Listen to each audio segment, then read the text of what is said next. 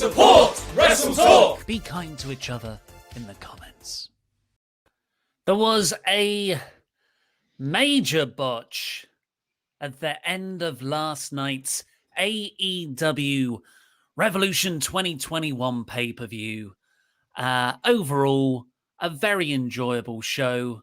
Some things were absolutely spectacular. The main event was pushing the boundaries of what this art form we all love can do. And they had a killer idea, an absolutely heart-wrenching, tear-inducing killer angle to close the show with. And they screwed it up. And it's such a shame. I'm Mr. Davis. I'm joined by Lukewarm Luco, and we're reviewing Revolution, last night's pay-per-view of AEW. And we're going to open with the end, because it's how you leave them, folks. You know, Indeed, yeah. That's why I don't like Return of the King. Because it had 4 or 5 different endings that got progressively less impactful.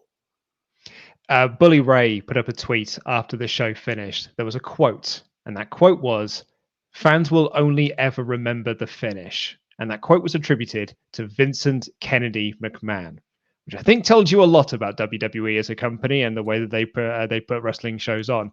But like we have had, I would say for the last couple of months, really, you know, when you look at like the last, 3-4 shows that we've had, let's say 3 shows that we've had, 4 including this one, we had a man being set on fire. And we always like, oh, that's quite laughably silly, really. I'm sure some people enjoyed it, but I thought it looked hokey as all get out. And I thought it was a bit rubbish, and I'm not into this storyline whatsoever. Rumble was great. Then we had The Miz cash in and become the WWE champion. And I was left at the end of that show being like, I don't want to watch this product anymore. This is really, really rubbish, and I hate it. And then we had the ending of last night's show that just made me feel sad.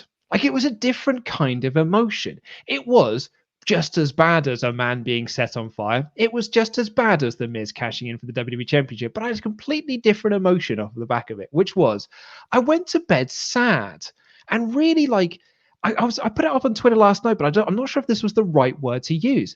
I was gutted, like really gutted that this went nipples north. I felt gutted for John. I felt gutted for Eddie. I felt gutted for Kenny and Tony and everyone that worked there. And I just went to bed a bit sad. And it was late, 5 a.m. by the time we were actually getting into bed. And I couldn't sleep. I was just laying there thinking about, oh man, what could have been? Because it was near perfection. Yeah, obviously, Luke, all of us are hurting, so don't go too hard on his mic not working properly right now, folks. Something is wrong with your mic. You sound a bit echoey to me. Don't know if you're on the right one, if you've still got it cranked up to 120% of last night. I had it cranked up from last night, so I've now janked it down. Okay. But yeah, I totally agree. It's sad. It's sad. And it's a little bit frustrating. So let's talk about what actually happened first. The main event was the exploding barbed wire death match between Kenny Omega and Jon Moxley. And they had a brilliant match. You know, someone said in the comments on the live reactions, I'm loving this match. I never want to watch it again. But man, this is a spectacle. This is sort of a once every 5-10 years kind of opportunity to tell a wrestling story in a different way. You can't do these all the time unless you're in the 90s and it's Japan, because that was insane times. But what they did, it was for the benefit of people who haven't watched the show. 3 corners of the ring were replaced with barbed wire. So no ropes there, barbed wire. And they were also rigged up to C4. So if you're thrown in to those ropes, boom, kablamo, and barbed wire, double sucky. And it really wrong foots you in your expectations for how a wrestling match is formatted and laid out. Because right at the start, lock up, they do a little few trades, reversals, and you're like, I know a wrestling, I've seen this before, the Irish Whip is coming. And the Irish Whip comes, and I almost forgot. So is the pattern of the opening of a wrestling match. I almost forgot that there were barbed wire C4 rigged corners to this ring. And, Omega stopped and pushed himself back. And it was just a remarkable display in ring psychology of the idea that an Irish whip is one of the most devastating moves you can do in this match. It was absolutely like heart in your mouth type stuff. On several occasions, like I felt my heart was racing throughout the match for various different spots of the going in. Like the first time Moxley went into the ropes and everything went off, and you got the big poof, and the sparkles and whatever. I was like, yeah, cool. The ring went boom boom. Like this is brilliant. This is exactly what I wanted it to be. And then they carried on from there, and you had the paradigm shift off the ring apron through a barbed wire board that was on the floor that was also had the explosives and stuff, and you had barbed wire boards in the corner. Like Moxley got tangled up in that barbed wire. There were so many times where he was wrapping the barbed wire around himself, like when he, during the Eddie Kingston match that we had back at Full Gear. Like really great, innovative spots, and including one of my favorite spots of the year, which is Kenny Omega hit the one-winged angel, and nobody outside of Kota Ibushi once kicks out of the one-winged angel. Nobody does. Nobody. Shut up with your lies. Nobody kicks out of the one-winged angel, apart from that one time. But nobody kicks out of the one-winged angel. So we all thought, well, and I genuinely thought, I was like, well, this can't be the end of the match because we haven't had the big kablamo yet. And it wasn't the end of the match, but Moxley didn't kick out. Instead, he threw his leg into the ropes, into the barbed wire ropes, to make it explode, which then exploded into Kenny's face. So he flew off, and it flew up into the ref's face, like, oh, this, and the other. It was a genius spot.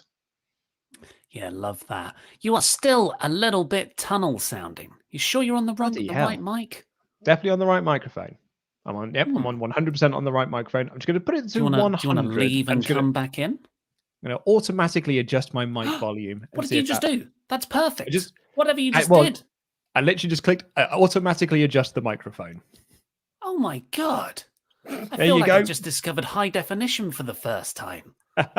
Fixed. Very apologies for all that, folks. We had to mess around with my mic yesterday. I'm running things off a very, very old mixer at the moment. It's actually the mixer from the studio, and it's a bit cack and it's a bit rubbish. It's jacked all the way up, and I'm still way quieter than everyone else. We are aware of the irony, folks, of what just happened, and that we're about to criticize AEW's production. Okay, we're aware. We know, and we're going to proceed. So, I would say though, neither of us own football companies. Neither of us are billionaires that own multiple businesses. Hey! Speak for yourself, mate. We're one of the leading wrestling media brands in the world. So you get this really, really dramatic match, and then it's 20 minutes in, 24 minutes in.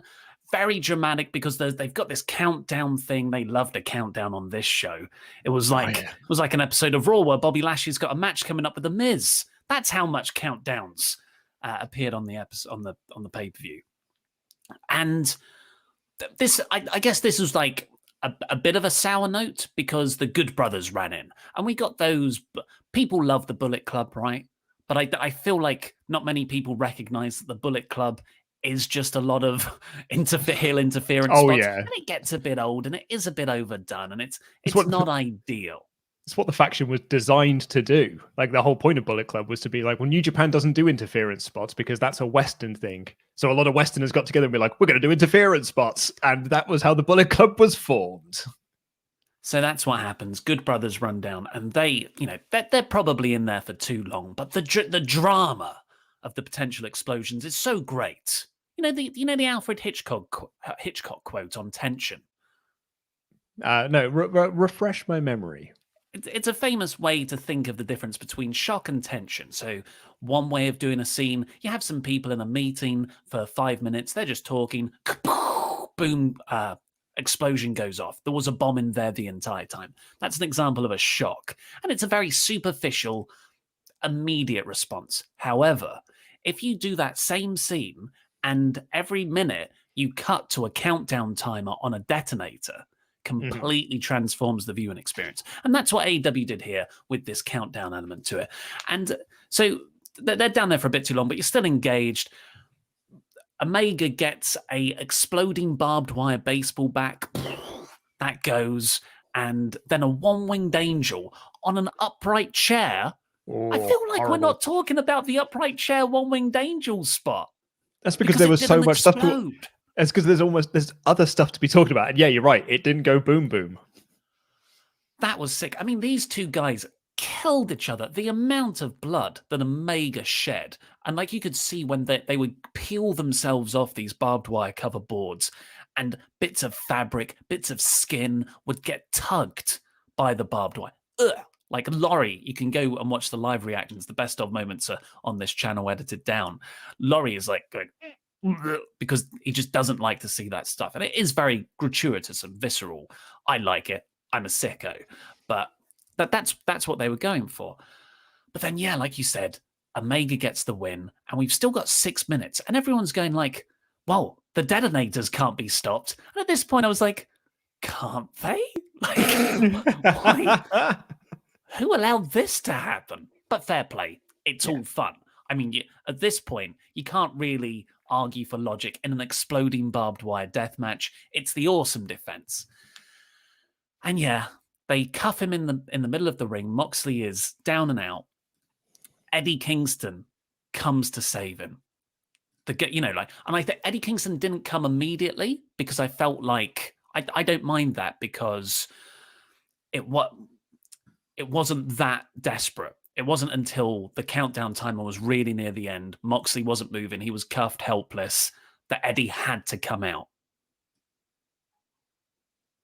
Yeah. I was waiting for you to. You agree. I'm just letting you tell the story. So Eddie comes in, and, after this real big blood feud for the last 8 months, really, he's trying to help Mox up. And I watched this back again this morning, and I recounted it in a very sleepy state to my lady partner. And yeah, I think we all welled up when it was happening. Yep. Kingston, he's trying. He cradles Moxley's head. And then, just like that scene in the first Captain America movie, the hero in this villain heel that we've had for the last 8 months, who we always knew there was something good in him. Moxley told us there was something inherently heroic about Eddie Kingston's character from the life he knew him in before. He threw himself over Moxley. He didn't think about it. He just did it.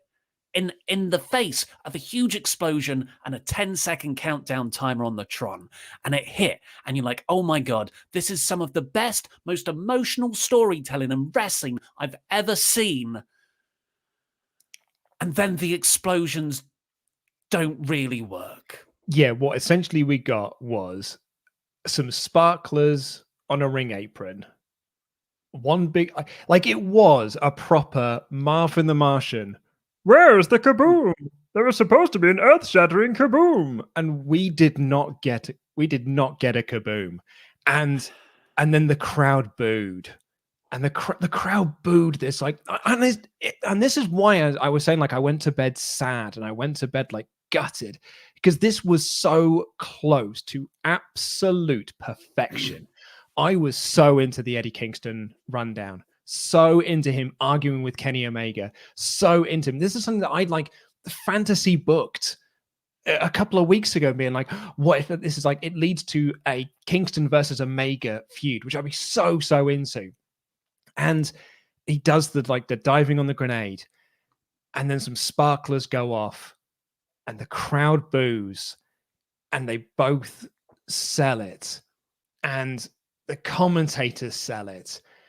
And I mean, someone's put it in here, and it's something that I did reference, 4 weeks ago when this was announced, the TNA electric cage match. What they had this great idea of, like, we're going to do an electrified cage match, and then they did it, and it was rubbish, and the crowd booed it, and they laughed at it. The difference there is that was not the main event of the show, nor was it one of the most emotional angles that the company has done in recent memory. It was a proper shame. And what really, and this is I don't know, this is perhaps a different conversation to be had, but I know, because I've seen there are people in the chats that are doing this already. We had people in the chats last night doing it as well. There are people in this world that just want this company to be rubbish.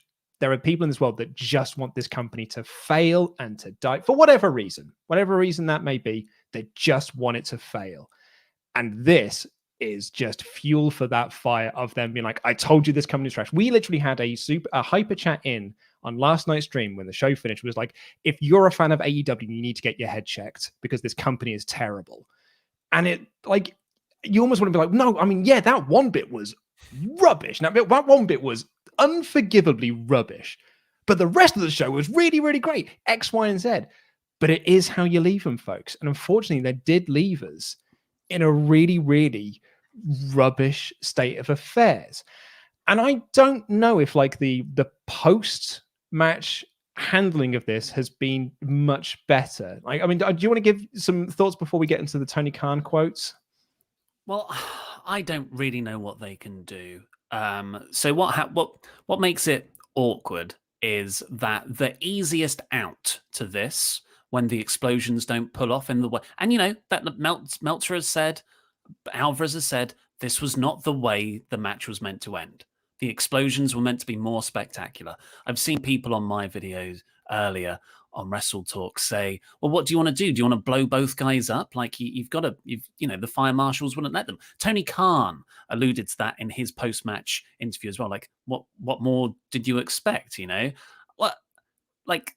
apparently there was more to expect. And if you watch the full-on highlights of the old FMW days, that you'd have these explosions, but then you'd also chuck up a load of smoke as well.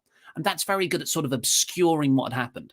Because if all the explosions went off at the same time, a little bit more, and smoke went everywhere, and you dip the lights a bit, we'd be having a different conversation. Because the way the mind works, it's usually a lot more impactful to not see the entire thing. Your mind fills in the blanks with the weirdest, most scary fears that you can come up with. The unconscious will always be more scary than the seen. And what we got here was an image of Kingston cradling Mox, which is a beautiful, beautiful image, but very, very safely removed from the explosions. Not only were the explosions weak, they were very far away from them. So it's just, they needed a plan B. We've said this from the start. Like, there is a high, even if you plan everything out, there is a high risk that it's not going to work because you're dealing with pyrotechnics. And sometimes there is just a random chance that it's not going to go according to how you wanted it to. I've been to my fair share of village firework nights. They never go to plan. And that's the Hextable Fireworks Association, Luke. They raise money for that goddamn thing 6 months out the year. They spend a long time planning that. A long, long time setting everything, getting all of those wheels in motion. But things go wrong. So what you needed to do is you needed to have a plan B. Like, what do you do if it doesn't pull off? And no, it became evident they didn't have that plan. They didn't have that sort of rehearsal. What do we do if the explosions don't work in the way we want them to? Not that I want it to be dangerous, but like, you got to think of all these possibilities, especially if there's a high risk of failure. And no, the way to get round this would have been the sort of, the Stone Cold, I've got a gun on Vince McMahon's head, and you just, it's a toy gun. It's just a bang, bang message inside. You effectively do that. Kenny Omega, it was all a heel thing. I made you, I don't know, reconnect with your old family friend, I've made another enemy. I win, I guess. That doesn't really work either, but it's better than what we got, which is people selling something that didn't happen. The commentary team sold something that didn't happen. They have since tried to retcon this. Tony Khan's comments, which we're going to come to. He said Dean Ambrose then. John Moxley cut a promo immediately after the match to the live crowd after the show went off air, saying, Kenny Omega's a tough son of a bitch, but he can't build an exploding ring worth a damn. So even Moxley, right after the match, said, it's S-word. This was S-word. That wasn't the way they wanted it to go. So it's just, such a shame. And like the other side of this as well is that this match was designed, A, because it's something that they really, really wanted to do, but B, because this was to write Moxley off TV. This was going to write Moxley off TV. And I suppose by extension, to write Eddie Kingston off TV for a little bit as well. And I don't think you can write them off TV now. you can't have them like not be around on Wednesday. Course, yeah. You've got to change course now. And like, that's what they're doing. Tony Khan did say in the post interview, said, I think we're all lucky that the bomb going off at the end didn't really hurt anyone. Kenny's big master plan, he built a dud. Who would have thought when you draw the big plan with crayons that maybe the bomb might not fail to take the guys out? And then, in a more like sort of less kayfabe thing, it's like, in the end, I don't know what people really wanted unless you want to actually explode the guys at the end. There's only so much you can do. So without actually blowing up the ring and blowing both guys up, I think the basic explanation is Kenny's ring was set to explode, and his plan as a heel who built this thing with a hammer and nails, as we saw, the final bomb just didn't go off. So yes, they are trying to like retcon this thing. But we've still got, and as everyone has said, like if Kingston and Moxley had sat up and not sold it, or like, when Jerry Lynn came down to like check on them to be like, it didn't go off as planned, you need to like stop selling this now and we'll work something out. But instead they continue to sell it as if it was real. So it doesn't really work. Like Tony's rationale, and like when we get to Wednesday and they'll have the rationale for this, I don't think it's going to really work. You're going to have to do something incredibly impressive to get out of this hole that you've dug. Yeah, I can't really see what they do beyond what they've already done. And the problem with AEW is that they're very honest and transparent. And, that those are great principles to have. And I appreciate that so greatly, being a wrestling fan and, took the last 20 years of WWE not being like that. But WWE's advantage in this game is that they can just present a completely different thing the next night. And that they can ignore it. They can get their commentary team to just twist the truth, say it never happened, ignore it completely. AEW can't do that because they've built up a relationship of trust with us. So either they say, oh, wrestling isn't real, or that I can't figure out. I'm sleep deprived. I'm not the best person to ask. I do not envy them of this task, though. No, I really don't either. It's a proper shame. Like, this is the match that like you could tell Moxley has always wanted to do. And this was going to be like his final match for a while. And it was so, I feel like I'm a broken record at this point, but it was so close to perfection. So close. And it just missed the mark right at the last hurdle. And I find it kind of fascinating. Trevor Dane posted about this on Twitter, which I found really, really interesting when you kind of look at it. And I think it says a lot about fans' reactions and receptions to the two companies. WWE set a dummy on fire, and by the end of Raw the following night, everyone had forgotten about it. Like, everyone had been like, yeah, all right, it's just a thing that WWE do. AEW did this, and it is now the most analyzed and criticized, and like everyone is sort of like harping in on this thing because they have set a standard of, we are better than this. And on that one night, on that one moment, they were not better than this, and they were actually quite hokey and a bit rubbish. And I think you hit the nail on the head. Not having a plan B was the biggest fault of all of this. Yeah, because look, this was incredibly ambitious. And I'm always going to have more respect for a company that tries something big and ambitious like that than playing it safe. So I'm glad they did it. But I have no patience for people who don't plan for all the sort of possibilities. And for something that was so obviously a risk. Well, let's see what you guys think. We have already had 4 pages of Omega chats on this topic alone. We might as well go through all of them now. WrestleTalk.com/support. Get your Omega chats in. If this is your first time on the WrestleTalk podcast channel, this isn't WrestleTalk. If you've just clicked on this video, this isn't the WrestleTalk channel. This is the WrestleTalk podcast channel where podcasts now live. Give us a subscribe so you get all of our podcast reviews here, live streamed. Hollow Pan. Pay-per-view was a 5 out of 5 right until the last few minutes. I guess Kenny is a bad demolitions expert, and Kingston passed out through fear. On the bright side, Maki Itoh to AEW confirmed. Yeah, I mean, I don't know if I would say the pay-per-view was a 5 out of 5 because I felt like the last 3 matches didn't. I actually know 2 of the last 3 matches didn't really do much for me. And they kind of sort of like, I was like I would have been with you pretty much all the way, but there's a couple of matches on there that would have taken this down to a 4 out of 5 for me, I think. I don't know if they pulled off that angle. It's Yeah, how you leave it. yeah, no, you're right. If they'd have pulled that You off, would have if they been saying pulled it off was a that 6 finale, out of yeah. 5. Yeah, totally. Gamma. With Kenny retaining the belt, who could you see be the next title contender? I personally think it should be Lance Archer because he can run rings around Omega. Also, Married at First Sight Australia did 1 million viewers on the first 2021 episode. What a show. Yeah, I was talking to Laurie about this last night on the stream. I've seen like 3 minutes of it through Gogglebox clips, and I could not stand to watch a whole episode of it. It looks like the trashiest of trash TV. Next title contender? Oh, well, I mean, I figured it's Kingston. But he's got a slightly singed back. Yeah, he sort of fainted of embarrassment. I don't know. Maybe Page is too early. Penta? It should always be You mean Penta, let's Penta? be honest. Yeah. Female Smark. People are going to say this is the beginning of the end for AEW. Others are going to say that it really wasn't that bad and we should just forgive and forget. The truth is, that was really, really bad. And I'll see y'all next Wednesday. Well, yeah, quite. I mean, we'll all be like, hey, dude, like there are companies out there that do way worse stuff. And we're like, well, I'll be back tomorrow. I'll be back tomorrow to watch more of it. Thank you very much. I'll have some more. Thanks. Yeah.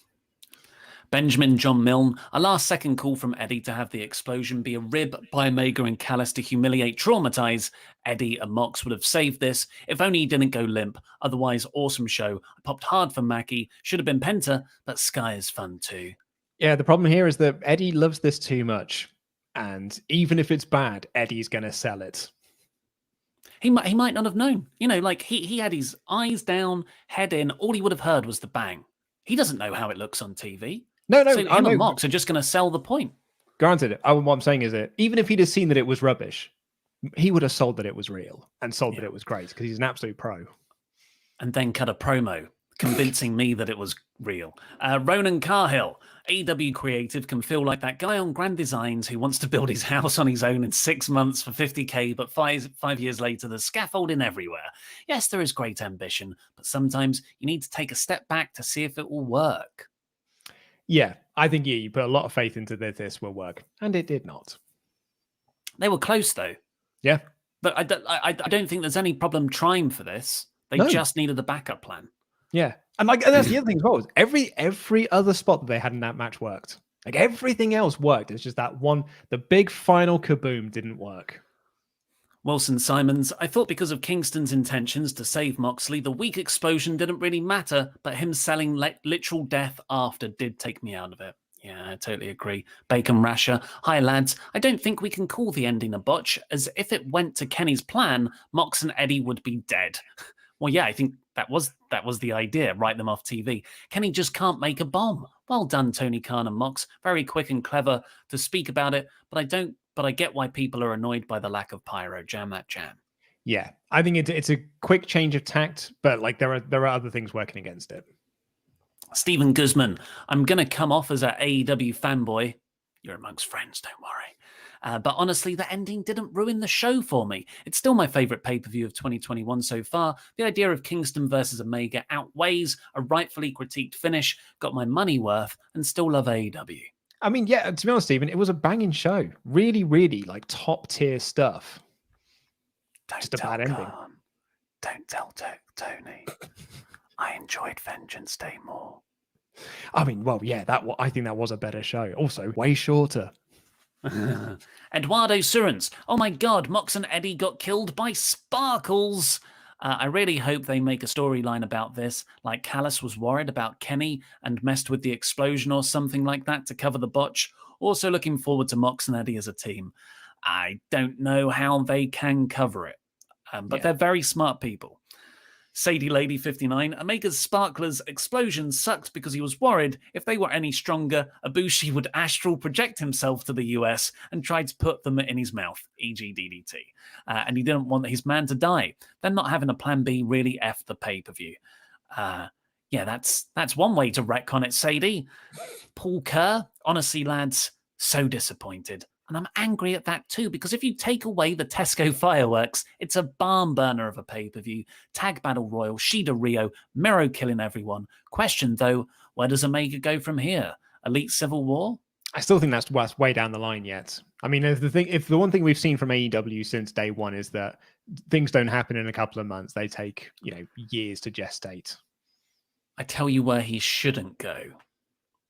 A feud with Christian. Oh, that would be bad. Yeah. Mark Andre Cyr. This was the first AEW pay-per-view I showed my sister. It's main evented by an exploding barbed wire death. But thank God she left before the final match because that ending was embarrassing. Yeah. I actually had someone send me a message on Twitter last night who said that they bought this show for their friends to come around and watch. Which it depends on where you are, I guess. But yeah, it was just like for our friends to come around and watch, and they were in hysterics throughout the main event because they thought it was so stupid. And I had told them that this is going to be the best wrestling show they've ever seen. Oh. Your Hans Kyle's underwhelming ending, but were Kenny's bombs meant to be duds? I don't understand AEW's kayfabe explanation for Mox surviving an explosion. If the ring explodes, wouldn't that mean Mox would be written off as a character in AEW New Japan forever? Well, no, I mean, certainly an explosion. You can come back from that. Another way was to have the ring implode. Yeah, I've seen a few people say that in the chat, yeah. Sam Wall, the poor explosion was covered for by Moxley saying Kenny was bad at building an exploding ring, but that happened after the show. And it doesn't make sense, really, if you think about it. Could AEW cover up for Kingston's selling by saying he passed out from panic? Oh, I don't like... Eddie doesn't pass out. He only passes out when someone's choking him the breath from his body. That's a fundamental part of his character. Because as far as Eddie knew, he was about to possibly die. If there's one person that I trust to cut a promo to make this make sense come Wednesday and to make me believe in this story again, it's Eddie freaking Kingston. Yeah. Also just have the Butcher standing next to him. Yeah. Oh, Butcher. Oh, Butcher. Richard Dressler. I once watched three men try to do a murder on Eddie, only for him to get back up and murder all three back. Tonight, he sold sparklers to death. Still 9 out of 10 pay-per-view. That would have been 11 out of 10 if they nailed the ending. And we'll always have that street fight. Yeah, I agree with you wholeheartedly. Homer Star Fan 13 really enjoyed the main event, so it's a shame that most people are only focusing on the botched ending. I'd say this seems to showcase the cynical view of most wrestling fans who only talk about the negative stuff and ignore the great stuff. And yeah. I've got to say a point on this. I really disagree with it to sort of flip this round on jaded wrestling fans. Mm-hmm. Because if you go and see any movie, any TV show, the ending is arguably the most important part. You can't screw it up. It's not a wrestling thing. If Infinity War had a crappy finish, then people would sour on it. You could Game of Thrones, one of the most popular TV series for 7-8 years, was completely undone by a terrible last season. And that's because it was a bad ending, and it sours all that journey you went through. Lost, another example. I'd say probably lost people after the end of season 1, but quid pro quo. I was still there. But no, I mean, I completely agree with you because it is. We say it on the show a lot. It is how you leave them, folks. And unfortunately, this show left people sad, angry, laughing, embarrassed, and that's the emotion that people are going to take away. Yeah, it's a shame that people are going to not look at the rest of the match, but unfortunately, the big kaboom was supposed to be the big finale. Callum W46, one bad thing doesn't make a show. It wasn't even AEW's fault, just explosions not going off properly. Still a great pay-per-view. We've said our piece. Yeah. You have a backup plan. Yeah. Carol One's Trekkie 386. Luke and Ollie, what kind of ending did you want instead of what we got for Mox and Kenny? What would have made you happy? More explosions? The ring falling apart in pieces? I'm just glad no one got seriously hurt. Did you see Moxley's forehead? They need to not do these matches ever again. Jam that jam. Yeah, all those things. More explosions, like more smoke. It doesn't have to be dangerous. It's a work. I was going to say, Carol, like they were 100% safe in what they were doing. They're essentially worked explosions in a way. Like they've been doing these sort of exploding death matches for a long old time, and people know how to do these and how to do it safely. What I wanted to see was what they had planned. Like that is for me I wanted to see what was supposed to happen. What they had planned, I don't know, but I wanted to see that. Move the pyro to the hard cam section so it's like obscures what's going on in the ring. There's ways to do it Safely, I imagine. I mean, I'm not an explosives expert.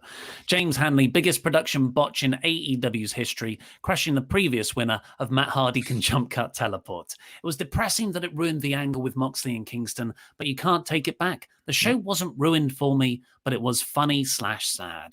Yeah, you can't take it back. That is the key to it. I would say as well that Matt Hardy smashing his head onto concrete was a bigger production error than the teleporting. Yeah. Bacon Rasher. Moxley literally kicked out from the pin. He kicked the rope. He lifted his foot and hit the rope with his foot. He kicked out right. Shoulders. Yeah, I was going to say, when you put your foot on the ropes to get a rope break, that's not a kick out. Yeah, it was an exploding rope break was what it was. That's a good point. He didn't need to kick it and make it explode. I guess it would have exploded however much pressure was on it. Archie Sawyer, as disappointing and embarrassing as the ending was, and as horrible as I feel for all involved, especially Kenny, Mox, and Eddie, if anyone can cut a promo to try and somehow redeem this entire thing and make me forget about the awful botch, it's Eddie. Yeah, no, I completely agree. Do you want me to take over for a second? You can rest your voice. Go for it.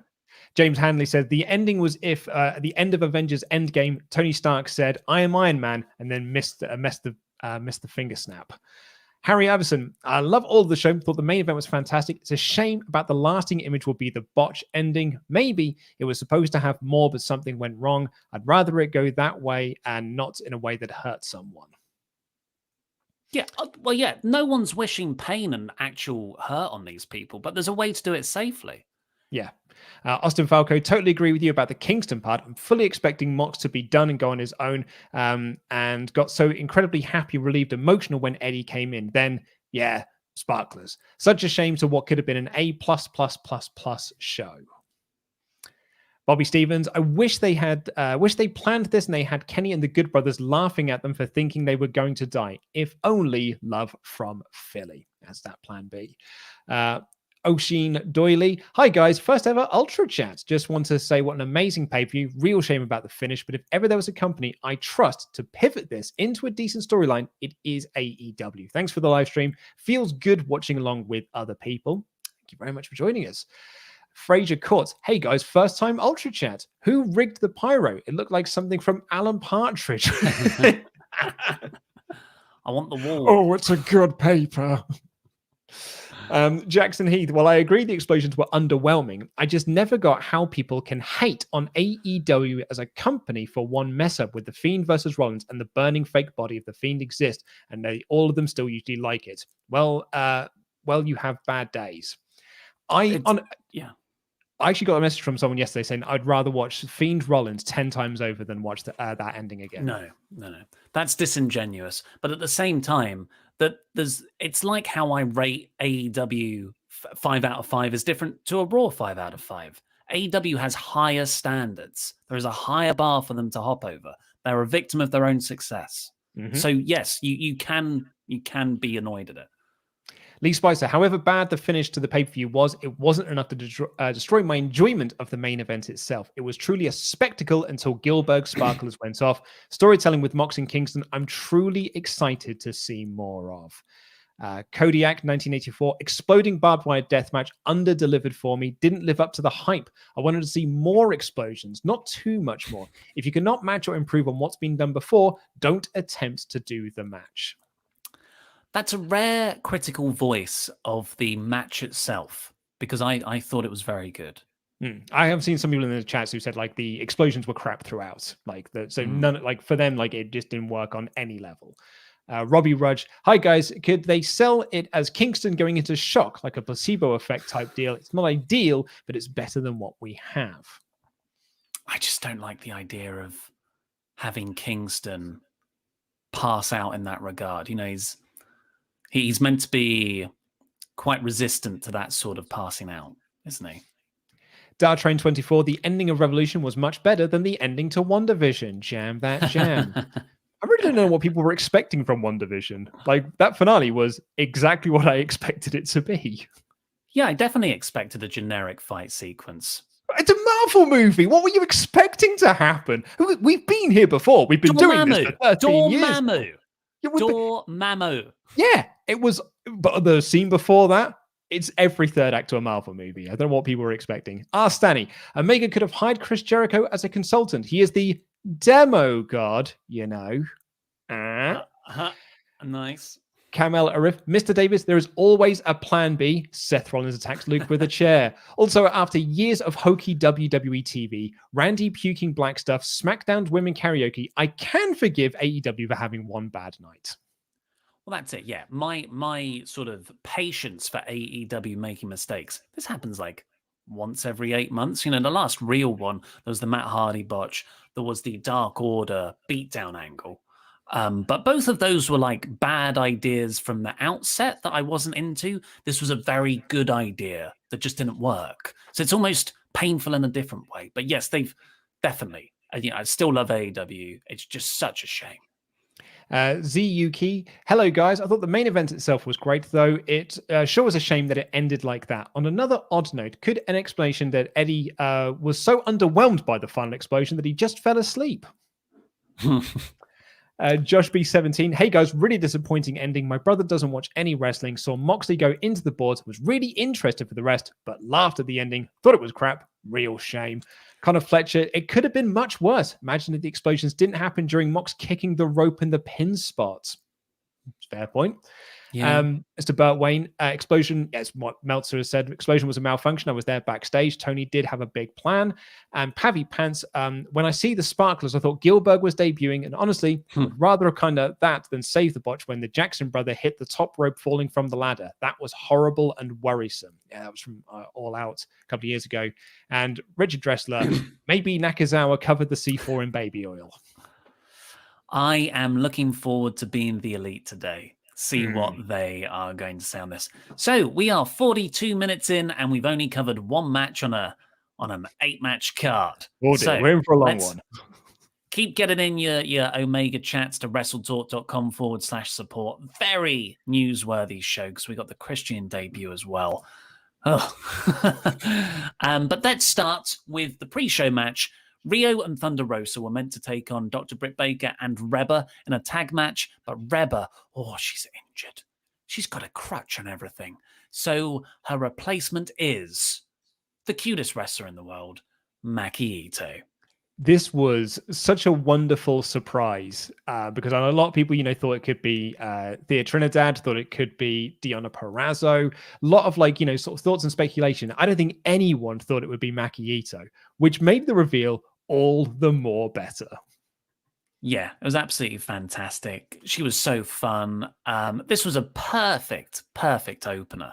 It was a house show match, really. Didn't have any stakes, but that's not bad. It actually it developed Rosa's feud with Baker a little bit more. Nothing that we haven't seen before, but Reba hit Rosa with the crutch, and that allowed Baker to get the roll-up win at the end.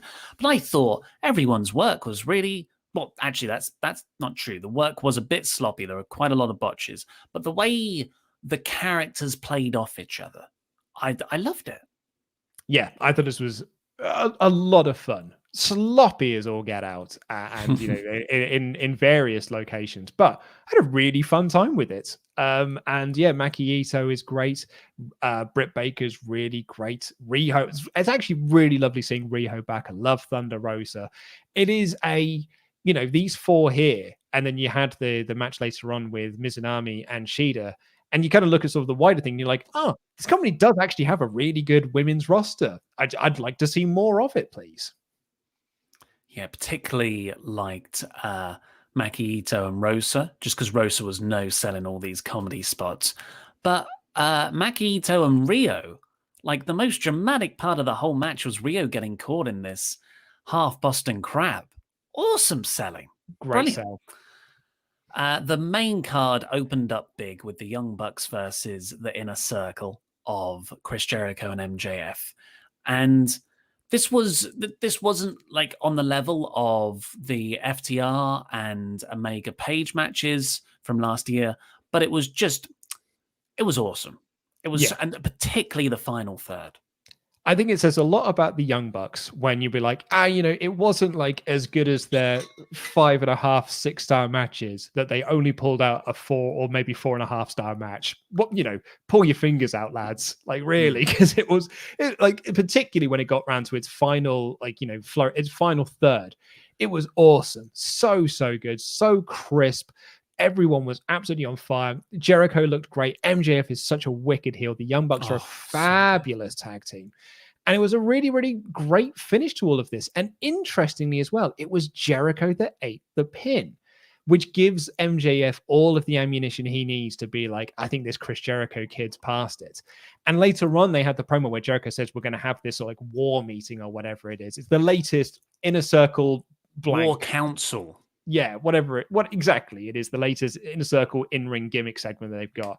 And MJF essentially in that said, I think it is time for a change within the Inner Circle. So whether or not they do, we talked about this on the stream last night, whether they do the 1, 2, 3, wink, we worked you into thinking that we were splitting up as a tag team, but actually we're just going to be stronger together. Or we are going to get some form of a split with MJF trying to take over. Yeah, it's been going on a while. I'm not really sure what their next steps are, but I'm still into it. MJF particularly was just a joy because like you're like, oh, you're all right. You're the guy who is really good at heel mannerisms. There was a bit where he just did like 8 suck it taunts in a row, and then he busts out like a beautiful heat seeker pile driver. I'm just like, oh my god, you've got everything. And you're smart enough to not do it all. Yeah, he's so good at because he's a fantastic wrestler, but he keeps that back as a way to get more heel heat. Just student the game. Absolutely superb stuff. Really, really, really. This was like a great way to open up the main card. In the spirit of equal opportunities, because we did talk about the botches in the women's match, awkward botch for Nick Jackson on the Meltzer driver, did the 450 splash like 3 seconds after Matt had already been thrown out. I think it was kind of less of a botch and more of just like, I don't know what they had intended. You know what I mean? It was just like, because like Matt had already sort of gotten out of it. So I guess that, Nick was still going to try and hit a move on him to do, like an X Factor or whatever, but Jericho just stopped. It's basically like they wanted to do, right, cool, well, off the Meltzer driver, I can get you into the walls of Jericho. Does that work? I mean, we'll work it out in the ring. I'm sure it'll be fine on the night. And it didn't quite work. Should also point out that Jericho hit Wardlow by accident when he was on the apron with a Judas elbow. So I'm sure that'll play. That's just, that and taking the pin. It's very much Jericho's fault they lost this. MJF can make a case for. Next up, we got my match of the night. The Casino Tag Team Battle Royal. So much fun this was. Yeah, who would have thought that this would actually probably end up being my match of the night as well? But this was terrific stuff. It's easily the best Casino Battle Royale match that they've done. It's a match that they've kind of always sort of struggled to get. Like they had this idea of like, oh, it's a Casino Battle Royale, but they come out in batches of 15 people or whatever it was, and it never really truly worked. I'm being facetious, it was 5 or whatever it was, but it never truly worked. Then last year they were like, oh, cool, we'll do it as it's a ladder match, but with staggered entrances. This time they're like, we'll just do a Royal Rumble. But it's a tag team battle. It's a tag team Royal Rumble. Just do a Royal Rumble, but we won't call it a Royal Rumble. Yeah, I nailed it. I love the idea of a tag team battle royal. Just keep it like that. Don't try and reinvent the wheel, because then you'll end up creating the reverse battle royal. You've got to fight on the outside to get in for the battle royal. But it really showcased the strength of AEW's tag team division. So many teams, and these are the ones not even in like the title picture right now. We just had that. Bear Country stood out. That they had little storytelling elements in there as well, where the Natural Nightmares seemed to be breaking up. QT Marshall eliminated himself. We also got just the Butcher. Oh, Butcher. Oh, Butcher. Just looking awesome. And it really all came down to this final 4 of Pac and Rey Fenix, obviously a team, versus Jungle Boy and John Silver. And Jungle Boy and John Silver decided, well, we've got to team up. Otherwise, we'll have no chance against a full tag team in here. Oh, it was so good. These the final 5 minutes were probably my favorite stuff of the entire card. Yeah, like it was a really smart way to kind of structure the match, which is that like it's not a case of if one of your team is eliminated, then the team is eliminated. It's just a case of if you're eliminated, you're out of the match, but your team is still in there as long as your other partner is there. So we ended up with Death Triangle of Pac and Phoenix versus Jungle Boy of Jurassic Express and John Silver of the Dark Order. And it was just, then John Silver gets eliminated. So it's now down to Jungle Boy against a tag team on his own. So he's got to make the big like babyface comeback and stuff. Gets out of Pac, and we come down to Phoenix and Jungle Boy, who just have the most like brilliant final sequence. It was, I loved it, absolutely loved it. Yeah, Phoenix hit this insane dive under the top rope outside, so he's still legal. Oh my God, the barricade took most of it. But I was concerned Jungle Boy might win. I thought that might be a bit too much, but they know what they're doing. They threw him out. Phoenix wins. And now that gives us Phoenix and Pac against the Young Bucks. Oh my God. I'm in for it. I'm absolutely in for it. And I'd love to see it like, I imagine that's going to be on Dynamite. And I'd love to see it on Dynamite, but on pay-per-view. I'd love to see it on pay-per-view. End of May, they announced Double or Nothing, like the 30th of May. It's a long time. I don't think they're holding out that long. No. Backstage, we got Paul White promoting Elevation to Dasher. He's sort of putting over his scoop ability again. I don't know about this. Yeah, we said this, it's the Mike Tenay in WCW, which is like, I've got the inside track of what's going on here. Or Corey Graves was doing it on Raw for a bit. I've got the inside track of what's going on back here. So if you want to get your scoops, you want to come to me. You want to come to Big Paul. This is where he said, I'll tell you one thing. The signing that's coming out later, no one can outwork them. And that made us all think Kurt Angle.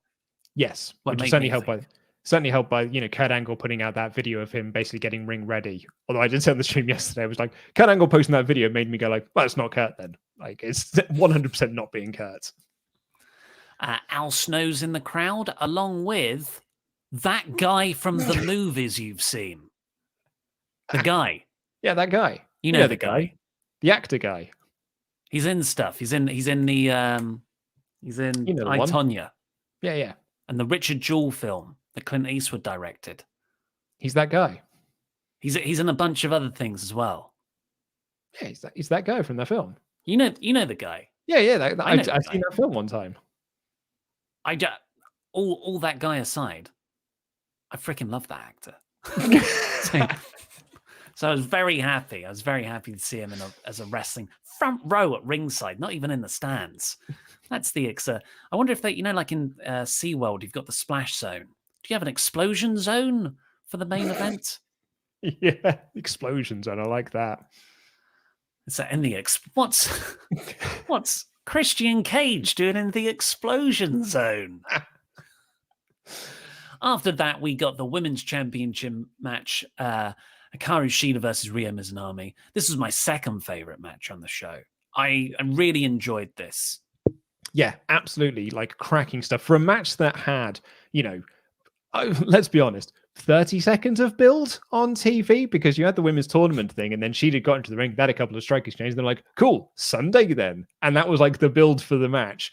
They had a brilliant video package for this. And they had a brilliant video package that they put up on YouTube to promote this match, which I really, really wish had been on TV to kind of like get people excited for this. We had a lot of people who were sending in chats yesterday and were in just, the regular chat that were just like, I'm not excited for this match because I've only seen, 3 matches of a tournament. And I don't know don't feel that Mizunami is a real title contender because she hasn't been presented as much on Dynamite. Not everyone is watching every single thing that you're putting out there. So but I would say that these two did actually such a good job that they made me think that Mizunami was going to win the title at several points throughout this. They worked it so well. Perhaps 1 or 2 near falls too many, but like overall I thought it was an absolutely stonking match. Yeah, particularly after Mizunami's spear and leg drop combo, which he's won all of her other stuff with through the tournament, and Shida kicks out. I thought Shida looked awesome here. I thought Mizunami looked awesome. Mizunami still got over all of her sort of zany house show spots with the tug in and the really flamboyant hulking up. I love them both. I think they're absolutely brilliant. That this is your women's division. Treat them better. Push them. So afterwards, we did get Shida retained. By the way, I agree. Probably a few too many near falls at the end.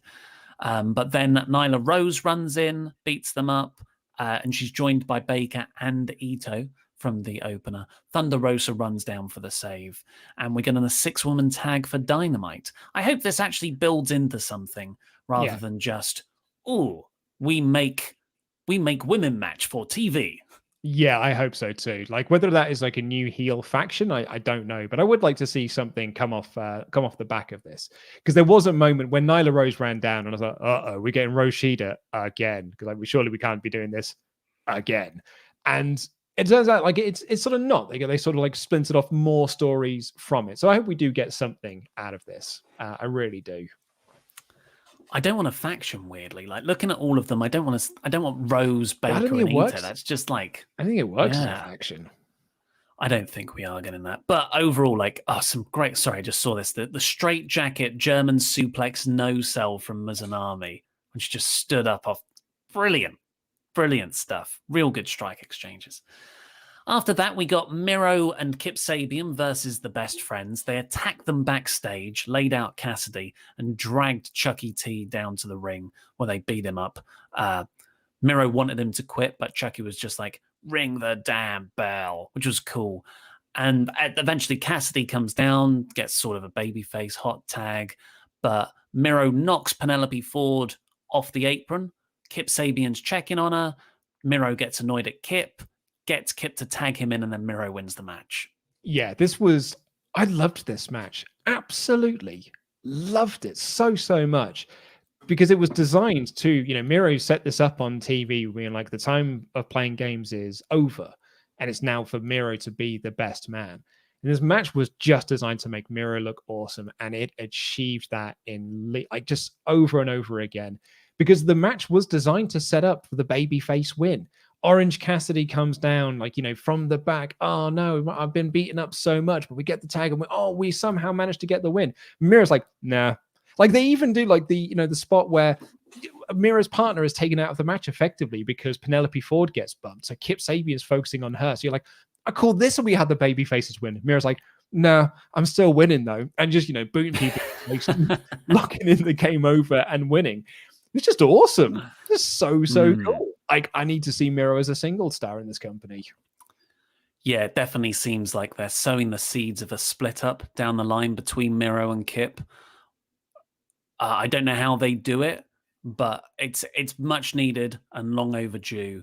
Miro needs to be a killer. Maybe not necessarily a single star. He can still be with Kip, but it should be like, the focus is going to be on Miro, because he is a guy that should be going for the TNT title. Yeah. Easy.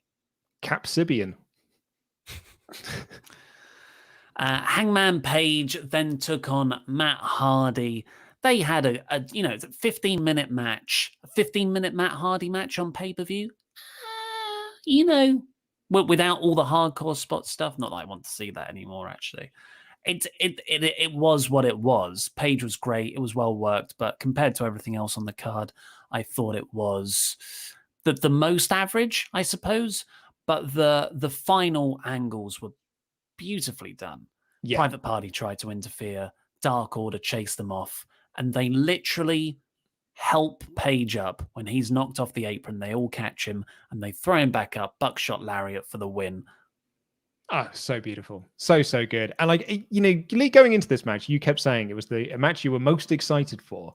And I've never seen someone so excited for what is on paper a 2.5-star match. And what we got was that 2.5-star match, maybe even 3.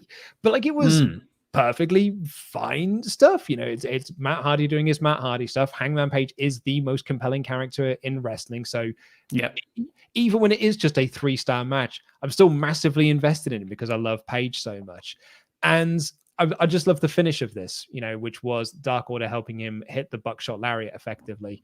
And, you know, celebrating with them after the match and, you know, them bringing the beer and then him handing the beer back to them. Still don't know if he's with them.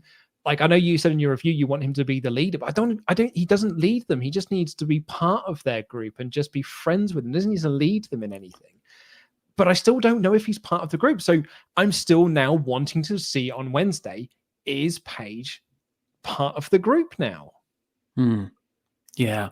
Well, that's the great thing about Page. Just when you think you know where his character's going to go, he finds some new weird, torturous situation of self-sabotage to put himself in.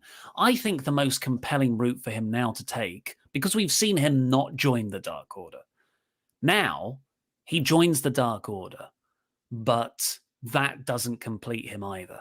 Sure, he loves everyone, but that, you know, almost puts him in a more heartbreaking scenario. Oh, I'm with these guys. They love me, but I don't want to be anyone's leader. No, That's exactly. not me. Yeah. So I think that's what I would like to see. But if I've learned anything about Hangman Page storylines, it's whatever I think is a good idea, he's got something infinitely better. So I'm excited. Yeah, I love that idea. Apparently, on the media call, he said he hasn't joined. He was wearing a purple T-shirt, apparently, but still has not said that he's officially joined the group. So there's still some story to tell. But I love that idea that you pitched then of him being the leader, but realizing like I'm not a leader, guys. Like I just want to hang out with you because you're nice. I think to excuse the pun, the uniqueness in Page is to now have him try on lots of different hats to find himself, when really those all add bits of strength to him, but ultimately he can't find value elsewhere. He's got to find it within himself, and that's after 4 or 5 of those. That's when he goes after Omega. So what you're saying is satisfying. What you're saying is that he's going to look for his own Infinity Gems and try and build like a gauntlet, and then realizing he doesn't need the gauntlet at all. Because Luke, Kenny Omega thinks those validation exists in titles, but Page finds validation in other people and ultimately himself. Oh, he is the most compelling character in wrestling at the moment. I love him so much. After that, we got the Face of the Revolution match, which was for a 1990s Sonic Gold ring suspended above the ladder. I got my swear out. I got my one swear out on the live stream last night when I saw that gold ring. I was like, that's effing stupid. Like, that just looks so stupid. And it did look real dumb, like real stupid. And people kept saying, like, oh, it's definitely a Kenny Omega thing because it looks like a Sonic ring. And I was like, this is 100% a Cody thing. They're literally like grasping the brass ring. Like, this has got Cody written all over it, and it were proper stupid. There are a lot of people who are saying like, no, you don't understand. It's not a Sonic ring. It's a brass ring. I'm like, that's worse. And I was going to say, it's like, we're not missing that. They were explicitly saying that on commentary over and over again, that they're fighting for this brass ring. And yeah, it's so much worse that it's the brass ring. It wasn't brass. Well, it was, but the way the lights hit it, it was gold. I was going through to a special zone. I was going to go get a Chaos Emerald from winning that. I really liked when the guys got up to the top of the ladder and some spotlight was shining off of the ring, and you could see the reflect, like the. Yeah, definitely Cody, because it's super weird, super dumb. I'm gonna smash a throne with a sledgehammer. Yeah, exactly. Super weird. Like, it's fine. Like, if he'd have just done that throne thing at the first Double or Nothing, and then that was it, you'd be like, cool. He got his one moment, and he did the thing where he smashed the Triple H thing. Cool. But we literally had them fighting over guys, I don't know if you get this, But Vince McMahon always used to say that the problem with kids these days is they're not going for the brass rings. And the irony of that is that there's no brass rings to be had. There's actually just a glass ceiling. There are brass rings, but there's a glass ceiling above you that you cannot get to. And that's why, like, people are frustrated when they leave. So I don't know if you know this, but it's a thing that Vince McMahon has said and has said it in interviews. And now they're actually fighting for it. This is what we need. The next Double or Nothing multi-women match in a glass ceiling match. It's like Hell in a Cell. Honestly. But the top is made of glass. I honestly would not be surprised if somewhere down the line AEW did the glass ceiling match, where the aim of it is to climb up a ladder and smash the glass ceiling, and that will be, you'll then get a title shot for the TNT title or something. Literally just have to like smash through the glass ceiling to get there. Love it. It's anyway, symbolic. This match was bonkers. It had Cody Rhodes, Scorpio Sky, Pentagon, Lance Archer, Max Caster, and an AEW debuting Ethan Page. He'd left Impact back in January, and now he's here. So that means Hangman Page, Ethan Page, Christian Cage, Diamond Dallas Page, Brian Cage. I want a Cage Page team up. The Cage Page family. Yeah, this was, it is a lot of, I mean, you just got to bring in, like, you know, Nick Gage now and Nicolas Cage, and you can have like a big old like reunion for everyone.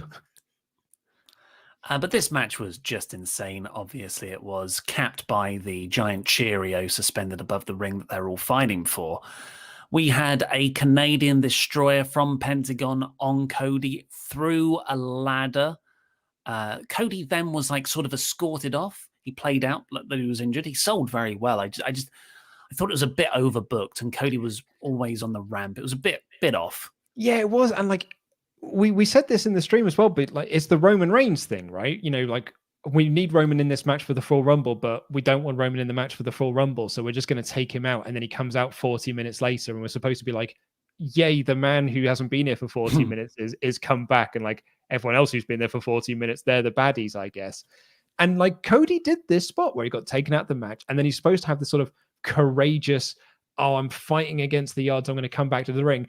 But the crowd booed him for it because it didn't work. God, I wonder how this pay-per-view would have played to a larger crowd. Yeah, I mean, I still think people would have booed it then as well. Like, I know people love Cody and everything, but this match, it felt like it was designed to put a spotlight on some people who haven't been in that TNT title picture. And, you know, which we got, like Scorpio Sky got the win at the end of this. We also had, you know, as you say, the debuting Ethan Page as some Pentagon, you know, nearly getting in there as well. So I think that's what people were kind of clamoring for with this. And when Cody made his big, you know, oh, I'm coming out for the fight now, everyone was like, oh, God, we're just getting Cody winning again, which is not what people really wanted out of this match. So I guess that's why people would have booed. I think on a larger scale, people might have actually just booed it more. How do you feel about Sky as a winner? I've got to admit, I am uninspired. I've said my piece on SCU being the inaugural tag team champions. I thought that was a mistake. And he has fought for the TNT title as part of Cody's Open Challenge last year and did not impress. It was like one of the weaker TV matches. And looking at everyone in this match, I would have probably given it to everyone else. Yeah, I mean, even Cody. We even said, like, you know, he was your third pick to win, and he was sixth pick overall out of a field of six. Two of which, in fact, we didn't know who was going to be in the match. I think that's kind of how low Scorpio was down in our estimation of winning. I really like Scorpio Sky. And then Scorpio Sky is an amazing, amazing talent. I'm hoping that this new character that he's got is the one that sort of like, this is the one that works, right? This is the one where we finally get to see Scorpio Sky in AEW, because clearly, like, they want him to be one of their big stars. He, you know, as you say, he was first tag champ with SCU. Had they like the feud with Jericho? Like, he pinned Jericho, the first person to pin Jericho and get the AEW championship match. So they've clearly got a lot of stock that they want to put in Sky.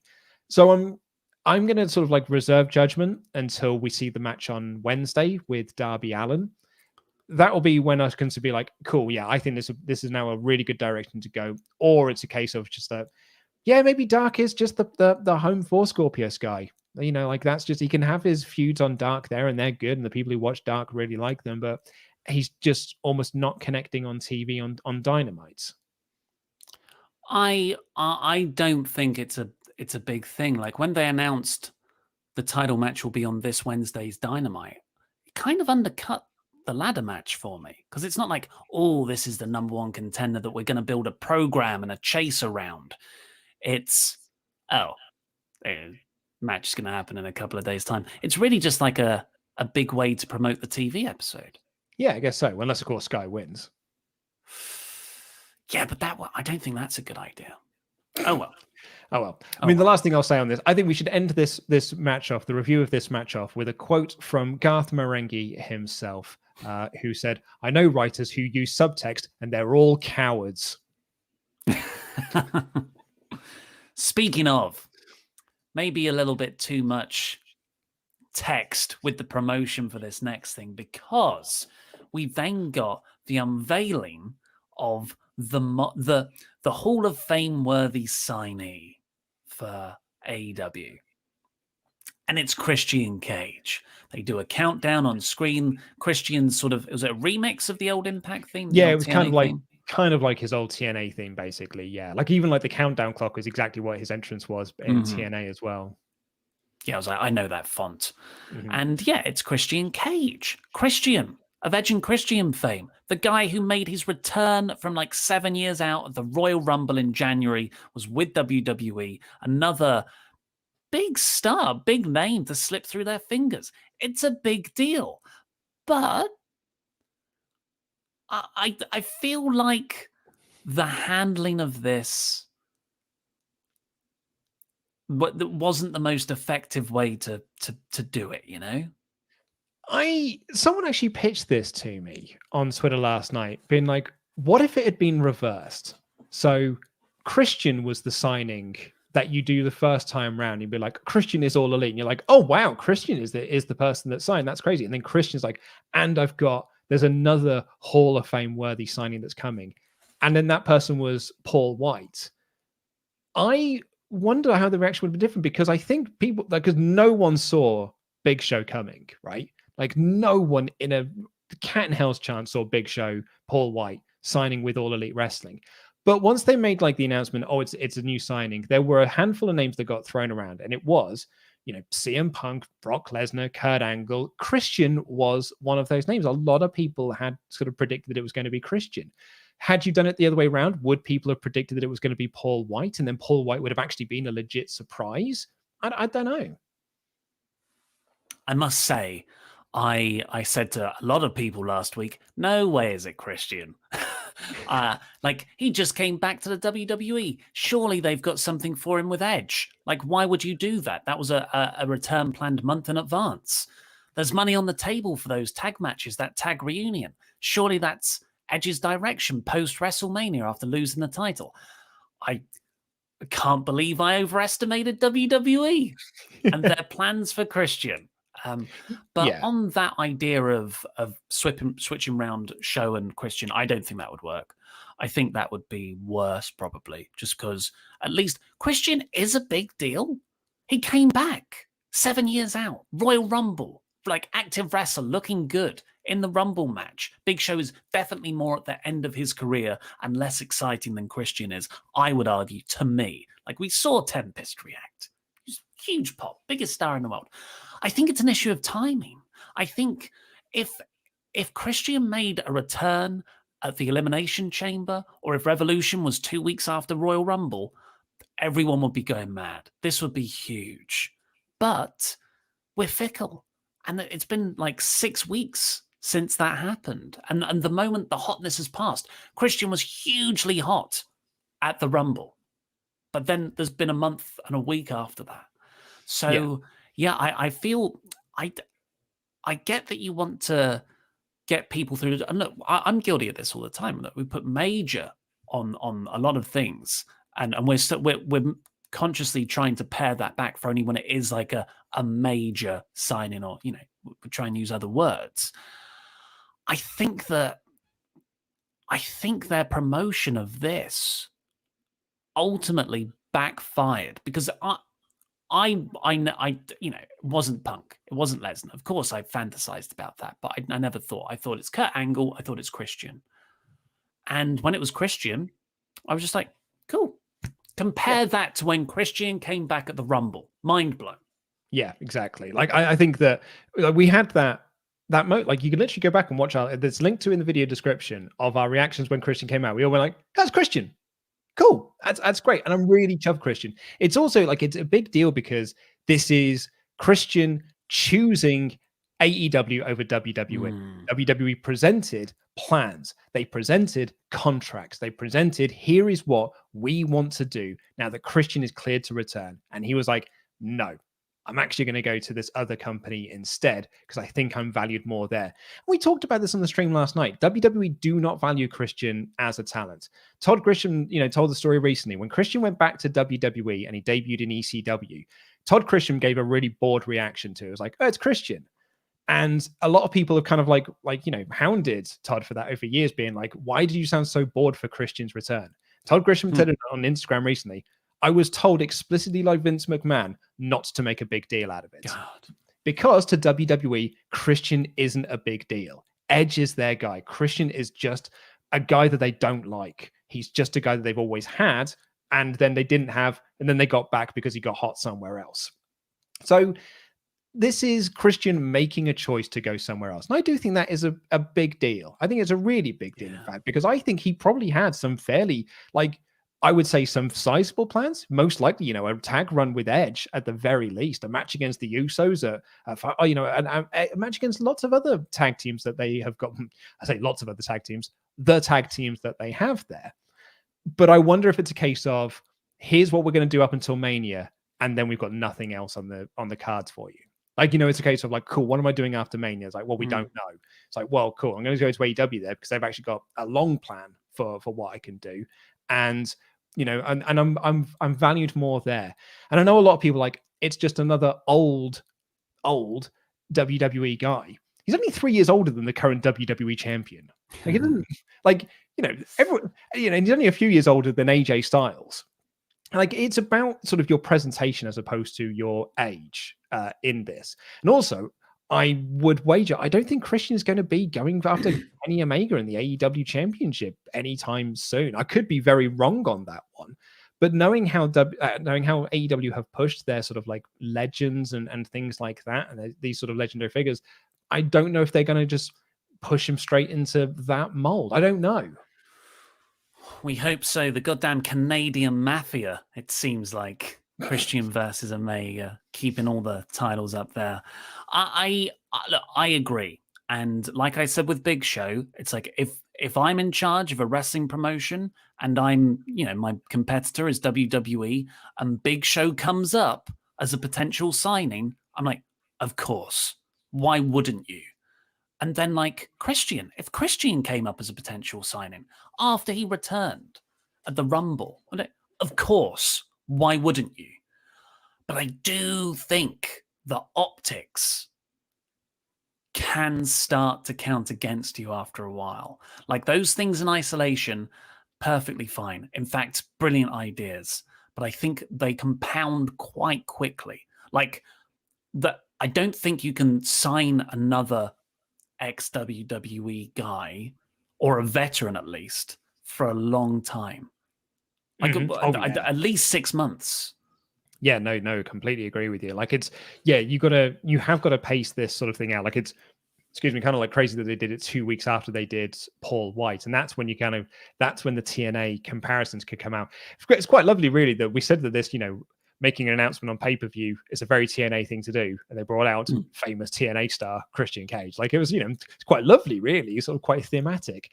I'm hoping that Christian gets a great run out of this, one final run for Christian, that one more match, because Christian is an incredible talent. Like, really was so underutilized in WWE. He only got a main event run because Edge retired. Like if Edge hadn't retired, then Christian would never have got that world title run that he did. And that world title run against Randy Orton was absolutely brilliant. And Christian did amazing stuff in TNA as well. So perhaps like this is just nostalgia goggles on me being excited for this. And they could very well be. And, you know, maybe in a month's time, we'll be like, actually, this has not worked out particularly great. As it currently stands, I'm really in for this, but I'm curious to see how he's used more than anything. Yeah, we'll have to see. A great signing, great pickup.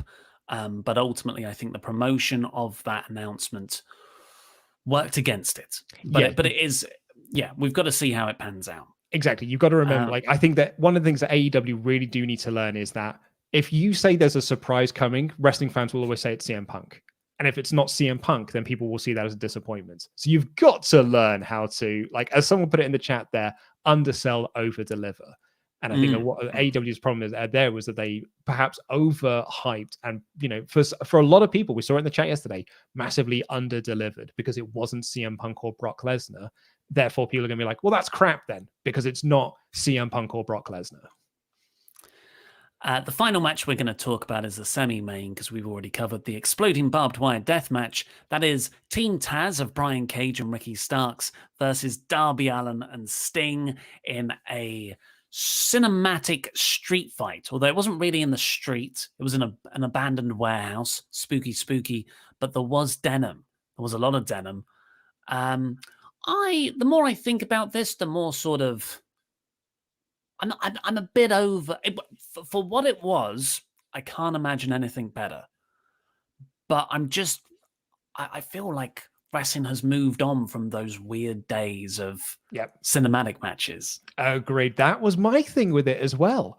Was since the Thunderdome, we sort of stopped doing the cinematic matches because we realized that we don't need to, like, the swamp fight was kind of like the last hurrah, and it was not a great one to go out on. But that was when we were like, I think this cinematic match has probably had its day now. We tried it and it was fun for a bit, but I don't think we're going to do it anymore.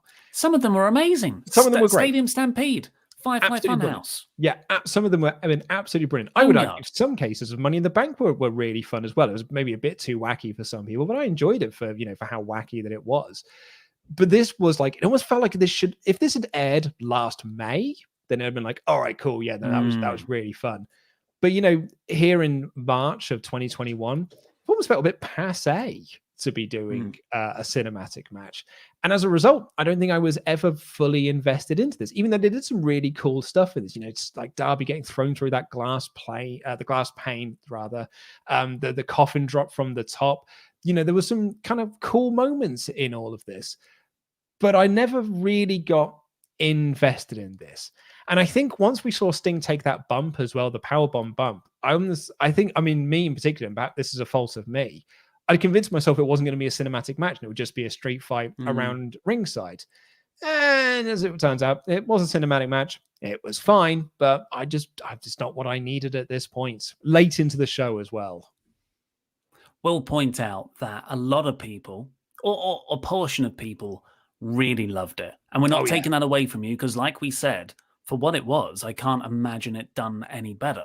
It's just, I'm not really into this stuff anymore, like we said. But yeah, ultimately, Darby hit this spectacular spot where he sort of jumped off the inside first floor balcony thing onto Cage through a wooden platform, which went down into the basement level, I guess. And then Sting, Scorpion Death dropped Ricky Starks inside a ring that just happened to be there in the warehouse to win. Yeah, it was it was cool. It really was cool. And I'm glad that people liked it as well. Like, I would actually say, remarkably, looking at the chat, the most positive that we've had about this show has been around this match. There were people who did not like the Mizunami match. There were people who did not like the ladder match. There were people who did not like the Miro match, who did not like the tag match. But this is the first time we've seen, like, the chat has been 100% positive about this match. And it's probably the one match in the card that been like, yeah, it was fine. It didn't really do much for me. But I'm really glad that people did like this. We have loads of Omega chats to get through. Thank you, everyone, ever so much. Let's do the poll. I was going to say, we need to do the poll first about what people thought of this show. So last night, when the show finished, I said I went to bed and I was just a bit sad and a bit sort of disappointed. Laid there in bed and I thought to myself, I should really put up the community poll for what people thought of this show. I'll do it in the morning. It'll be fine. I'll sort of in the morning. And then I laid that thing and I was like, no, people need to get their thoughts out there. I'm gonna get this poll up now. So I got out of bed and I went back downstairs, booted my laptop back up so I could put this poll up. And I was actually very surprised to see 51% gave it a 4 out of 5 rating, with 22% leaning to middle of the road and 15% leading to a 5 out of 5 show. Based off the feedback and people's feelings on the finale of the show, I was really surprised that over half of the votes that we got was for a 4 out of 5 show. I'm not surprised. I think sure, we were all talking about that last bit right at the end. But ultimately, I think people are smart enough to know that was the very last thing. Overall, it was a very good show. It's just a shame that it ended that way. But WrestleTalk.com/support. Get in your Omega chats there. We'll read out every single one of them before the end of the show. There's so many. Trenton Brown says, busy at work, so I can't watch live, but I just wanted to say there are more explosions in a normal Cody Rhodes entrance than in the ending to the show last night. Yeah, real let down. Josh B17, I think the interference is getting tiresome, with the face commentators saying Kenny is the best in the world, but he seemingly can't win any match on his own, which I understand is a trope of heel wrestling, but don't want it in every match. I will say, that was the commentators are bringing up that point a lot. They were like JR and Callis and Tony Schiavone got into massive shouting matches with each other to kind of put over that point. So that is it's done by design. Trevor Savert, I would have the advertised main event for Wednesday be Moxley speaking to the audience. Then Omega comes out to injure him and to write Mox off TV. Maybe go full Rikishi with it and run him down with the car. Only way they can save this. It'd be quite cool for Kenny, particularly because he can come down and give him you wanted a vicious, you weren't happy with the beating, the destruction that I gave you. Here's some destruction then, and that's that's how you write Moxley off TV as a way to kind of yeah. Cut to the helicopter, the stadium. Donald Quaid, the corner shot with Omega going through the plywood barbed wire and there was no explosion. That should have been the first red flag. I honestly think they expensed all their pyroblast. There were none left for the final blast. #poor planning. #no plan B.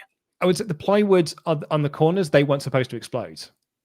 They were just barbed wire boards. Boards on the outside were supposed to explode, and they did. But the barbed wire boards at the side weren't supposed to. Anthony, sorry. The commentary should have changed to saying Eddie is suffering from a heart attack to make the selling more sense. Make sense. It is tasteful, but no. Is it tasteful? Is it tasteful? No, but would make a better scene than him selling the explosion. I'm so damn ready for Miro main eventing. Jam that jam.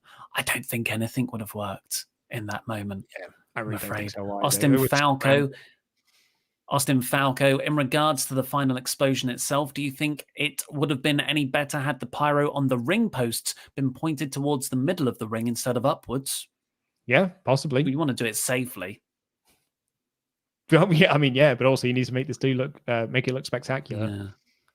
Adam Berry, that ending is what I imagine it's like for my wife having sex with me. Overhyped promises of fireworks, but ended up being nothing more than a sparkle and a sweaty man passed down on top, selling like it was an explosive action. Very nice. Very good. Do you want me to take over? Yes. Okay, on the subject of Christian, Gamma said, I really enjoyed the pay-per-view on Fight TV. Well worth my Australian dollar. My question is, who would you both pick to be the first feud for Christian Cage? My first picks are Kip Sabian or Adam Page. That's the thing. There's no one who's I'm not thinking I want to see him wrestle this person or this person, which is a big part of debuting someone. You? I really don't know. As soon as I saw that question, I was like, I honestly, I'm excited for Christian to be there, but I don't know what I want him to do yet. So yeah, I'm gonna cautiously just say that I'm gonna wait and see what they do, because probably what they do is got way bigger plans than what I could possibly think of. Pentagon. Well, obviously. Ronan Cahill, I really enjoyed last night's show and overall feel that 99% of the time AEW is great. However, that other 1% feels like bad TNA stuff. Not only the dud of ending, but having Christian walk out, sign a contract, and then walk to the back was a letdown. At least it's only 1%. Poet the Poet's Poet, I for one think the Christian signing had the the appropriate amount of build. Also, I'm kind of glad that the explosion at the end was a dud because it saved me from crying in front of my girlfriend due to wrestling, which has definitely never happened before. Benny Boy 004, the Royal Rumble, Christian returned and everyone was happy and wanted him in a title match with Edge or a title run. He debuts in AEW and now he's old, broken, and can't wrestle. I really hate fans sometimes. That's an excellent point, Benny Boy. It's a really, really great point, actually. Is a myth. Think that Vince is sitting somewhere thinking, don't even use pyro and it's still better. Also, Christian's return was underwhelming. I like, but obviously too much hype. AEW should utilize what WWE don't do: surprise entrances. I saw a popular joke going around that Raw's going to start tonight with loads of pyro. Black Adam, I was so pissed when the counter popped up and they started playing Christian's TNA theme and no one reacted until his name popped up. How do you not know his iconic theme? Also, Butcher and Blade need a push. They're effing awesome and feel real, you know? Oh, Butcher. Oh, Butcher. Well, it's not a Quizlemania round. I haven't heard that song for like 10 years. Nate S. Well, it's the big scoop. Glad to see Christian in AEW. Shame we won't get that Christian Big E IC title match. Loved the show aside from the bad ending. Was disappointed, but Mox great promo after sent us home on a better note. Still love this company. Yeah, I wonder if because Big E wanted the Christian match, and I wonder if Christian wanted the match as well. They presented it to Vince. He was like, "No, you're going to accompany Edge to the ring." He was like, "Nah, I'm done. I'm off somewhere else. Thanks." Nate S. there was at the show, man on the ground. Holopan, Hangman's entrance captioned saying he decided on the Snapper 560Z. This is the model of ride of lawnmower in reference to when Brody Lee bought 6 of them after winning the TNT title. Hit me in the feels, man. That's a beautiful detail. Wilson Simons was with my friend who watches and one who doesn't watch wrestling. Friend who doesn't had the whole it's fake and stupid mindset, but this show completely turned him around and he's now texting me asking when the next shows are. 10 out of 10 show. Okay, that's interesting, which is different. We haven't had that kind of message so far. Everyone else has said that they showed it and then was like, nah, this is why I don't watch wrestling. CM Chris, hello Luke and Mr. Davis. I still think this really was a fun show. Yes to Page and Cage being an AEW. Kingston selling and protecting Mox was a lovely throwback to the Anita Funk, I think, and made up for the ending. Hashtag Bombermania. Hashtag love you, Carol, so much. It's our wonderful SWAF Nation love story. I love it so much. Yeah.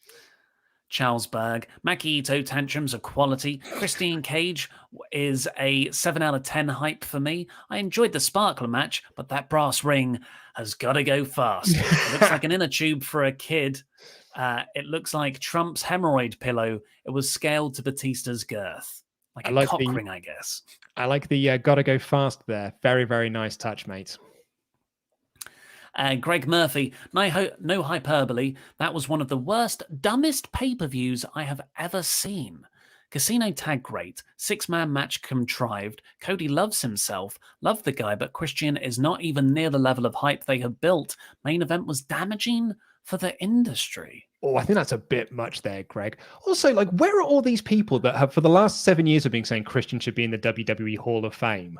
Literally, there have been campaigned year after year after year, outrage year after year that he's not in the Hall of Fame. And as soon as AEW signed, I don't think he's Hall of Fame worthy. Craig Murphy continues, also just to elaborate, I am not anti-AEW, but that pay-per-view was December to dismember levels of bad. Cinematic matches have also had their time, I think. The ending fizzle isn't an issue. Production mishaps can happen, but the match was just pointless and boring. Greg, we're all entitled to our opinions, mate, but that December to Dismember literally killed a brand. That was the death of ECW. This is not going to be the death of AEW. It was not that bad. Yeah, I really think you should revisit the shows you're comparing it to, because this was, and if you look at the polls, you can sort of see how widely off base you are to the general opinion.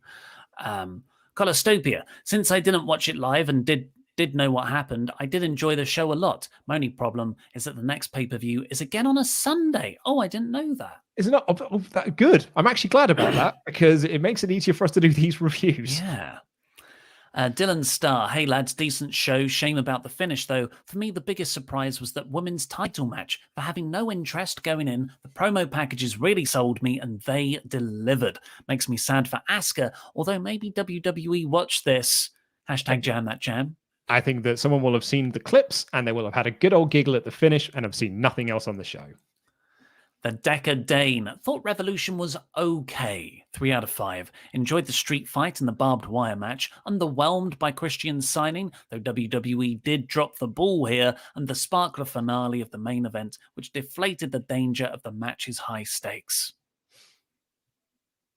Alan Monson, hey guys, I wasn't able to watch the pay-per-view last night, but I heard everything that happened. What are your thoughts on Young Bucks versus Death Triangle? Personally, I'm very excited to see that match. Also, is Kingston next in line to challenge Omega? I want to see a Kingston Omega feud, and I'm so excited for the Bucks versus Death Triangle. That is going to be an amazing main event of television. Oh yeah. I kind of want Kingston to be taken out and to come back with Moxley, though. Kevin, this is the best crowd we had since AEW allowed fans back, in my opinion, and that somehow made me so excited for WrestleMania. The show itself was very good, unfortunate ending, but a lot of enjoyable stuff on it. Totally agree. Alan Metz, good morning, guys. I thought the show was good overall, but I think my expectations were so high between the main event and the big signing that it was almost impossible to live up to. I'm sure other people feel the same way. But it's not on you, Alan, as well. That is what promotion is. That's what promoters would design. That's what they do. That's what their job is, to promote you and get you excited. Dar Train 24, I'm absolutely here for Christian Cage, and AEW gets killed for how they book their women's division, but we had 3 really good women's matches yesterday. It was awesome, even with a craptastic ending. Yeah, 2 matches. Yeah. They were good, though. And what we say this every time. A good pay-per-view match does not make a good division. You need to treat them well all the time, not just once every 2-3 months. Matthew McFadden, poor Tony Khan used all his pyrotechnics celebrating his team's win over Liverpool yesterday. Don't blame him. But to put a positive spin on things, I loved Hangman and Dark Order, 15-team match, Maki Itoh, and the beautifully shot cinematic match. Yeah, if I'm going to watch one match again from this show, it is going to be that tag team battle royal, because that was superb stuff. Dr. Doom, the biggest star of the night, was clearly Maki Itoh. I marked out for her hard when she came out. So cool, so exciting. What a great way to kick off the show. Did get the biggest pop. Yeah, over Christian easily. Zachary Jenkins, hey guys, I hope the ending would be Kenny doing a V-trigger to Mox on his hands and knees while his head is on the bottom rope. Oh, maybe AEW could have done like a controlled explosion. Also been getting 0809 TNA vibes from WWE and AEW with Christian.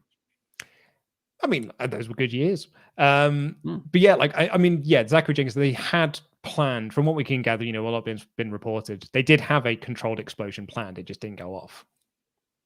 Andrew Gronick, your AEW bias is showing. This was the worst of the AEW pay-per-views. The women's tag match was clunky, the ladder match had many botches, and the lack of kaboom was bad. Everyone can have a bad day. 2 out of 5. We'll be watching on Wednesday, though. I think this show was... I preferred All Out. So, yeah, I guess by AEW's own very high standards, this was one of the least best AEW pay-per-views they've ever done.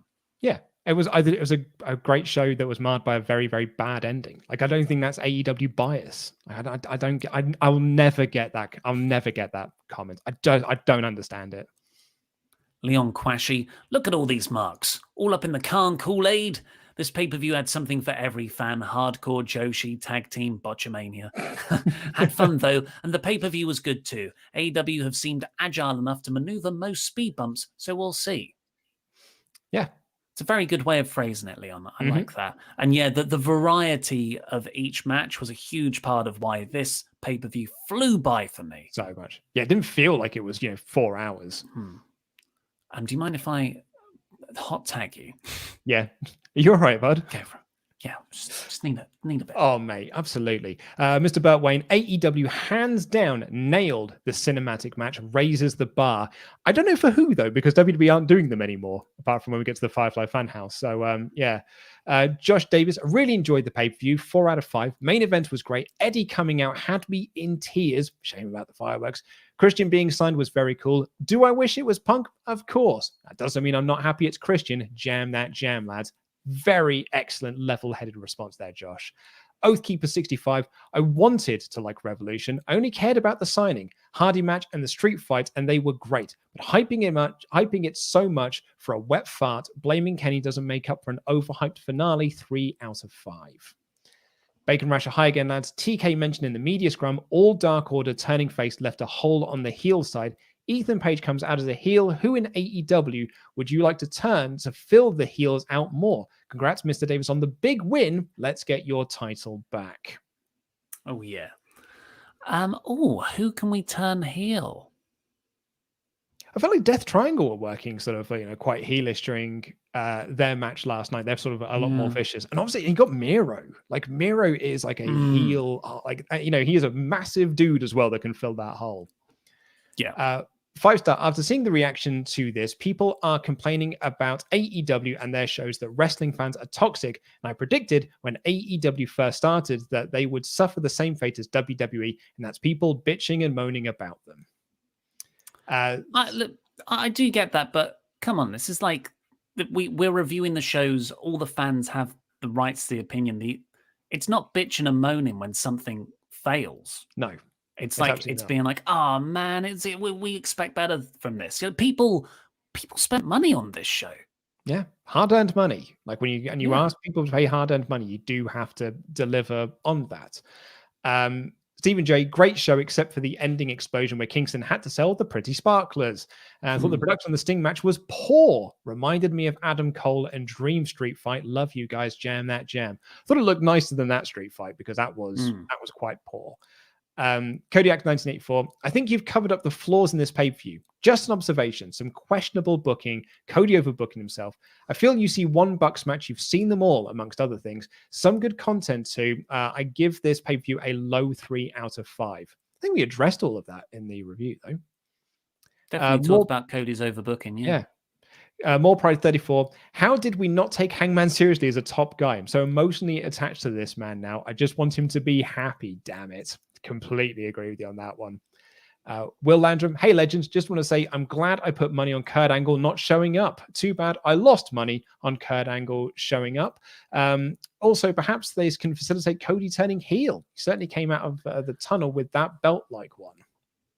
I think they were going for a fiery comeback there. Plus, he's got a kid on the way. I'd be surprised if he turned heel. Yeah.